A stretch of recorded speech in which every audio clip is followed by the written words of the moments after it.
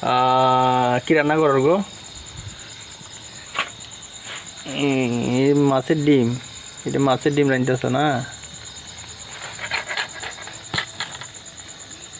আজকে আমরা মাছের অনেকগুলি রেসিপি রান্না করা হইব। এই মাছের ডিম রান্না করা হইলো মাটির চুলার মধ্যে আমাদের রান্না করা হয়।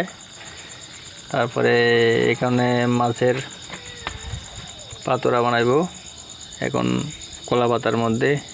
আগে আমাদের মারা বানাইতো অনেকটা এই টাইপের, বানানোর জন্য চেষ্টা করতেছে। একটা ঐতিহ্যবাহী ট্রেডিশনাল খাবার। এই মাছগুলো দেখেন, একটু সর্ষের তেল দিয়ে,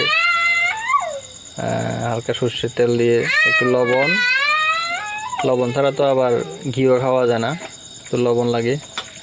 লবণের পাশাপাশি একটু জিরার গুঁড়া, ধনিয়ার গুঁড়া, হলুদ সব কিছুকে ম্যারিনেশন করে তারপরে কলা পাতার মধ্যে দিয়ে এগুলোকে দিয়ে দেবে।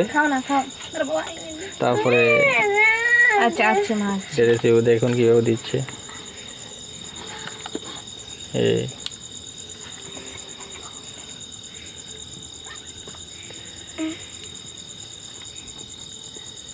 এটা মাছের পাতোড়া, এটা আমার স্পেশাল খাবার। আমাদের পরিবারের মাছ আসলেই মোটামুটি এমন টাইপের একটা রেসিপি বানানো হয়, ভালো লাগে। আরও মাছ আছে, এগুলো দিয়ে মাছের ঝোলা রান্না করা হবে। এই দেখুন পাতাটা কিভাবে দিচ্ছে।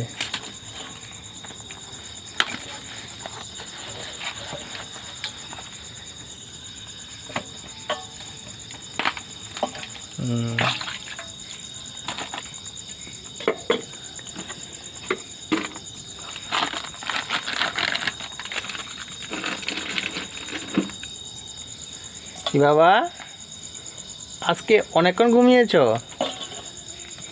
বাবা? আজকে এতক্ষণ কিন্তু ঘুমাইছো যে? এই বাবা, কেন ঘুমাইছো আজকে রাতে? ঘুমাবে না বাবা? এই বাবা, চকলেটটা একটু খুলে দি। আচ্ছা ললিপপ দিচ্ছি, দাঁড়া বোঝাঙ্গিতে একটা কল করবো।